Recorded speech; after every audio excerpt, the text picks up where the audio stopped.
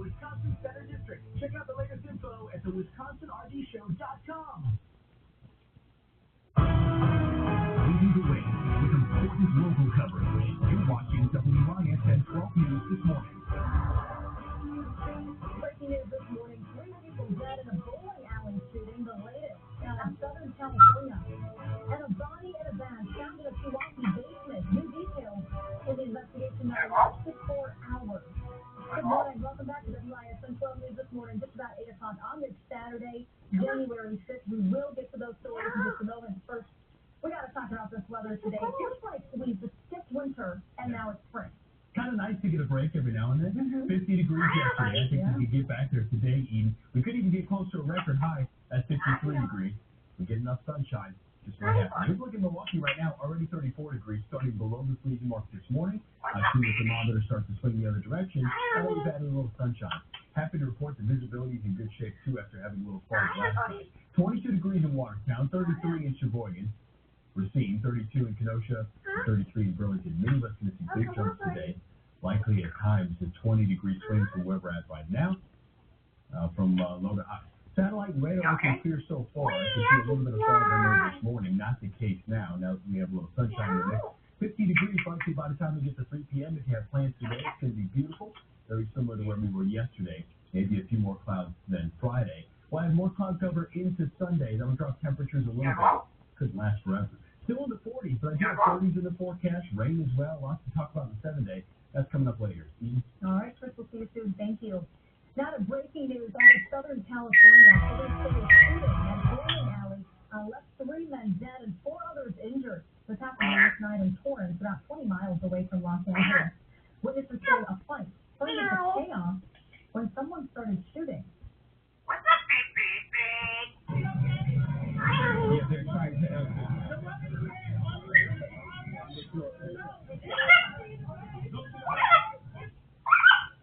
So far, no arrests have been made. No word yet on the condition of those people who are injured. Here in Milwaukee, one person is in custody following an overnight shooting. Milwaukee police responded to 730 Mill Road around 10:30 last night. Crews took a 19-year-old woman to the hospital, but she was expected to be okay. Police say it appears to be an accidental shooting, but they are continuing to investigate what exactly happened. Also, Renee, Milwaukee police are looking for the driver responsible for this hit and run at 7th and Lincoln. It happened around 1:30 this morning. Police told 12 News someone crashed into this car and drove off. Nobody was hurt. Now to a gruesome discovery in Pewaukee. A woman's body reportedly found wrapped in a trash bag in her own basement. As Caroline Reinwald reports, investigators were at the scene for nearly 24 hours. Well, the crime lab left about 8:30 last night, but Pewaukee police stayed here on scene. Someone here told me that body appeared to not have been here for very long. Investigators have been searching 2 condos, one where the woman's body was found Thursday night, and the other unit next door. A trusted source on scene tells me the condo's owner was subletting the unit to the now deceased woman and asked for a welfare check after they hadn't spoken in a couple of days. The condo appeared messy, but not as if a struggle had happened in Denver. She went up to the center, and they took over mattress. The vehicle was there, but The source on scene tells me the woman's body was found in the condo's basement, completely wrapped in a plastic trash bag with duct tape around her legs.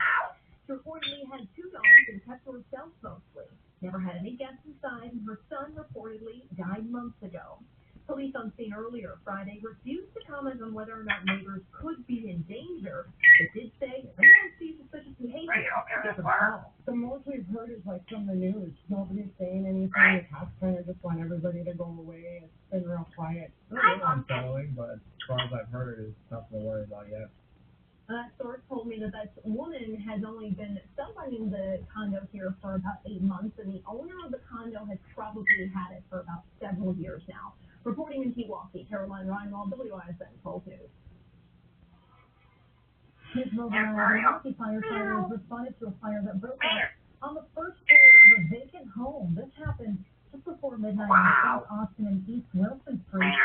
Milwaukee fire officials told 12 News nobody was injured, and the cause of that fire is still under investigation.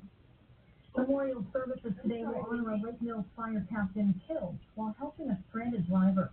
Captain Chris Truman stopped and held another driver Monday night on Highway 12 outside of Madison. Police say that's when a suspected drunk driver struck and killed him. Truman was off duty at the time. Truman died at the age of 46. He had been a Lake Mills firefighter for 13 years. A public visitation will be held at Lake Mills High School from 3 to 7 this afternoon, and then there will be a second visitation and memorial tomorrow. The man arrested in the crash that killed Truman is out of jail. According to our sister station in Madison, 28-year-old Daniel Kremers' attorney says she had a preliminary alcohol level of .079. The legal limit to drive is .08. A judge released Kremers Thursday on a signature bond. He has not been formally charged. You can call it whatever you want. You can call it the Schumer or the Pelosi or the Trump shutdown. Doesn't make any difference to me. Just words. The partial government shutdown enters its third week. As ABC's Kenneth Milton reports, the president warns the shutdown could last months or even years. In the shutdown showdown, the president telling Democrats he's prepared to keep the government closed for months, even years. Absolutely. I don't think it will, but I am prepared, and I think I can speak for Republicans in the House and Republicans in the Senate. They feel very strongly about having a safe country. The president called that 2-hour White House meeting contentious but productive. Democrats are demanding the president end the partial government shutdown and then continue the fight for his border wall. We made a plea to the president once again. Don't hold millions of Americans, hundreds of thousands of workers hostage. We really cannot resolve this until we open up government, and we made that very clear to the president. Trump also making it clear he wants $5.6 billion for his wall. This is national security we're talking about. We're not talking about games. The new Democratic majority in the House passed a plan to reopen the government with no wall funding. The House bill, similar to the ones the GOP-led Senate approved 2 weeks ago, before the president changed his mind. Any viable compromise will need to carry the endorsement of the president before it receives a vote. If Congress doesn't give the president his wall, ABC News has learned he's considering other options, including declaring a national emergency to move funds. Yeah, absolutely. No, we can do it. I haven't done it. I may do it. But we can call a national emergency and build it very quickly. A group of staffers will continue discussions over the weekend, but at the end of the day, it's the president and congressional leaders who have to agree to sign off to end this stalemate. Kenneth Milton, ABC News, Washington. Partial government shutdown is affecting the Transportation Security Administration. The agency says the number of sick days among TSA officers has gone up since December 22nd. TSA officials issued a statement yesterday saying the impact is minimal and security will not be compromised. Now, the shutdown may trickle down to beer lovers. The Alcohol and Tobacco Tax and Trade Bureau regulates the alcohol beverage industry. Breweries must get new beers approved through the TTB before they can make them available to the public. Those processes are on hold during the shutdown. 8:07 right now, and looking ahead, Governor-elect Tony Evers will take the oath of office on Monday. Evers and Lieutenant Governor-elect Mandela Barnes will be sworn in during a ceremony inside the Capitol Rotunda. 12 News will be in Madison for this transfer of power.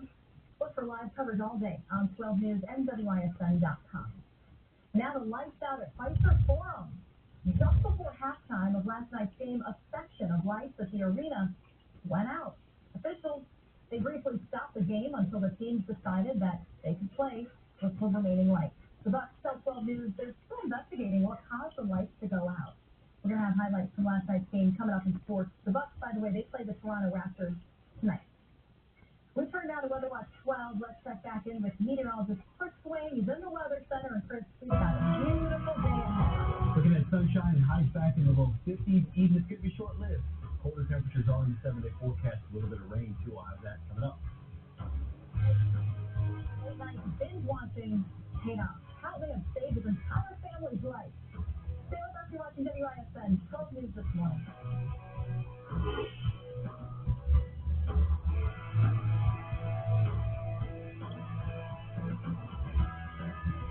See more of the local stories important to you with the WISN 12 News app. Download right now.